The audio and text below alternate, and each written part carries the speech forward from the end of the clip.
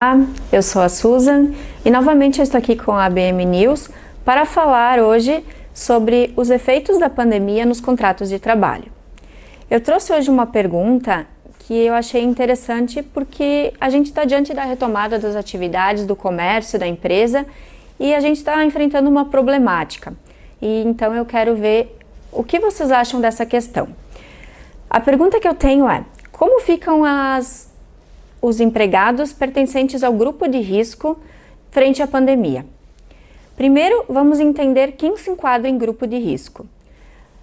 São pertencentes ao grupo de risco os idosos acima de 60 anos, as gestantes, as pessoas diabéticas, os cardiopatas, as pessoas com doenças respiratórias crônicas, os hipertensos, os portadores de outras afecções do sistema imunológicos e algumas pessoas que o médico acaba atestando e sugere que fiquem em quarentena ou isolamento, dependendo de cada caso. Então, a empresa acaba voltando à atividade, essas pessoas do grupo de risco não poderiam estar trabalhando, ou também elas têm alguém em casa que se enquadra em grupo de risco e por conta disso a atividade dentro da empresa ela se torna inadequada, mas ela é obrigada a voltar a trabalhar.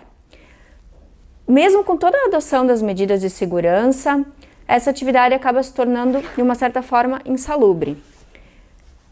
E no combate à disseminação do vírus, como sabemos, as formas de contágio elas são desconhecidas, mesmo que a gente use as luvas, a máscara, não tem como dizer 100% de chance que a pessoa não vai contrair o vírus simplesmente por ir trabalhar.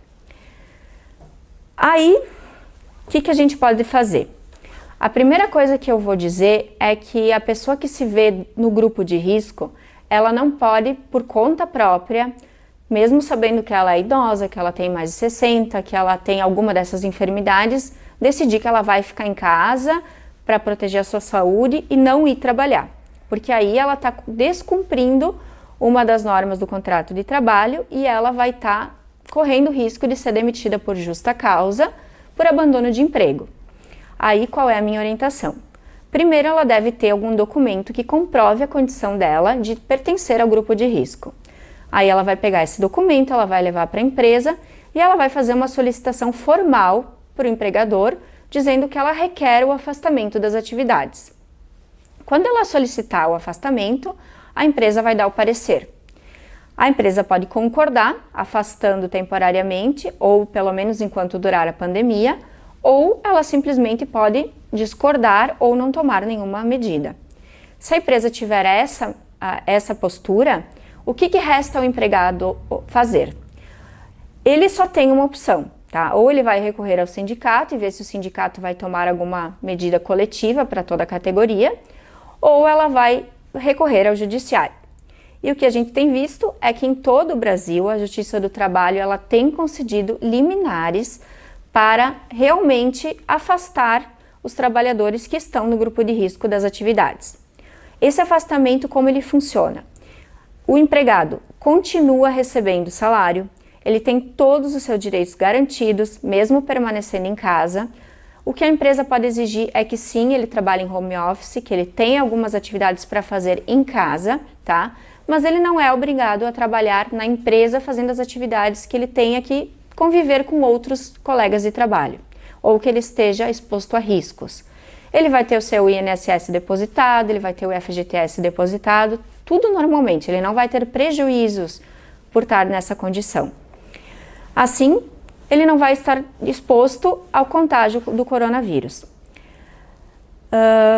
Essa previsão, ela está disposta na lei número 13.979, ela não é de hoje, tá? Ela já existe, e isso ocorre porque o direito do trabalho, ele sempre foi regulado por dois princípios basilares, que é o princípio de que o empregador tem que assumir o risco da atividade econômica, ou seja, ele sempre pode ter lucro, mas se houver alguma intercorrência que pode causar prejuízo, quem assume o prejuízo é a empresa e não o empregado.